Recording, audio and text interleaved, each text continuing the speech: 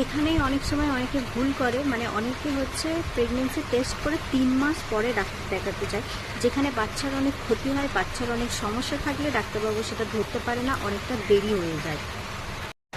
পুত্র সন্তান হোক আর কন্যা সন্তান হোক, সন্তান কিন্তু সন্তানই হয় ও উভয়ই আমাদের কাছে সমানভাবে গুরুত্বপূর্ণ। ছেলে সন্তান যেমন আমাদের কাছে গুরুত্বপূর্ণ, মেয়ে সন্তানও ঠিক তেমনই আমাদের কাছে গুরুত্বপূর্ণ। আসলে যখন একটা মেয়ে জানতে পারে যে সে মা হচ্ছে, এর থেকে আর খুশির মুহূর্ত আর কিছু হতে পারে না। তবে আমাদেরও কিছু দায়িত্ব থাকে যে আমাদের সন্তান যাতে ভালো থাকে, সুস্থ থাকে, সেই হিসেবে আমাদেরও অনেক দায়িত্ব থাকে, যেগুলো আমাদের পালন করা উচিত। তবেই আমাদের গর্ভের বাচ্চা সুস্থ এবং সাবধান হবে। তো যখনই আমরা জানতে পারি যে আমরা মা হতে চলেছি, যখন আমরা টেস্ট কিটে টেস্ট করি, যখন দুটো দাগ আসে, তখন আমরা বুঝতে পারি যে আমরা মা হতে চলেছি, তখন আমরা ডাক্তারবাবুর কাছে যাই। তো ডাক্তারবাবু সবার প্রথমেই যে টেস্টটা করতে দেন সেটা হচ্ছে এই টেস্টটা, এই ডেটিং স্ক্যানটা।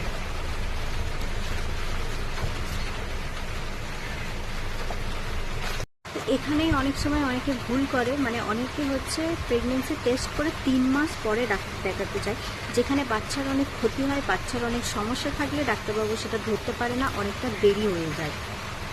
ডাক্তারবাবু আমাদের জন্য যা যা টেস্ট দেয়, রিপোর্ট দেয়, সেগুলো সমস্ত কিছু আমার এবং আমার সন্তানের ভালোর জন্য দেয়। তো প্রথমে ডাক্তারবাবু ডেটিং স্ক্যানটা আমাদের কেন করতে দেয়, ডেটিং স্ক্যান থেকে আমরা কি বুঝতে পারি।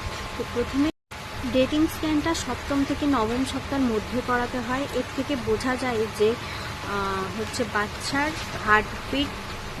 হার্টবিট এসেছে কিনা। সবার প্রথমে বোঝা যায় ডেটিং স্ক্যান থেকে যে বাচ্চাটা আসলে আমাদের গর্ভে বাচ্চা আছে কিনা, সেটা আমাদের কনফার্ম হয়। আর বোঝা যায় যে আমাদের গর্ভে একটি বাচ্চা আছে না একের বেশি, মানে একটি আমাদের বাচ্চা আছে না যমজ বাচ্চা আছে, সেটাও আমাদেরকে ডাক্তারবাবু বলতে পারে। আর বোঝা যায় যে বাচ্চা জরায়ুর ভেতরে আছে না বাইরে আছে, মানে ইক্টোপিক প্রেগনেন্সির মতো ভয়ঙ্কর প্রেগনেন্সি হচ্ছে কিনা, এটাও ডাক্তারবাবু এই সময় 7 থেকে 9ম সপ্তাহের মধ্যে সেটা জানা যায়। আর তখনই ডেলিভারির সম্ভাব্য তারিখটা ডাক্তারবাবু বুঝতে পারে।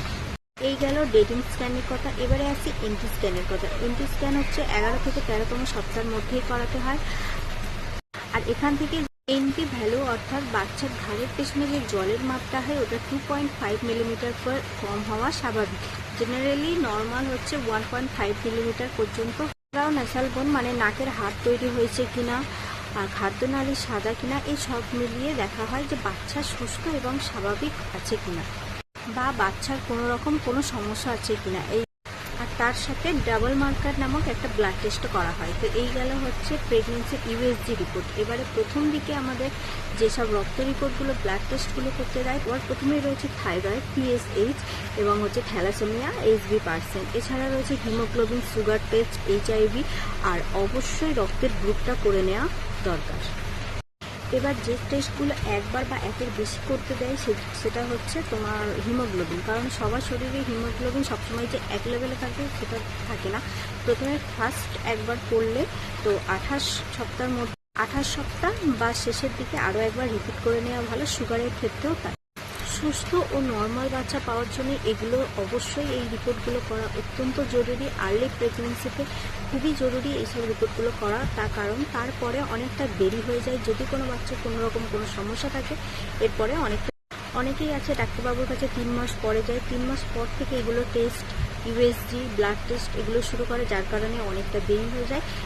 এইসবের কারণেই বাচ্চা জন্মগত সমস্যা নিয়ে জন্মায়। তো প্রথম দিক থেকে এগুলো করলে এই সমস্যা। তোমরা যারা আমার মতো মা হচ্ছ, তারা কেউ প্লিজ 3 মাসের অপেক্ষায় ফেলে রেখো না।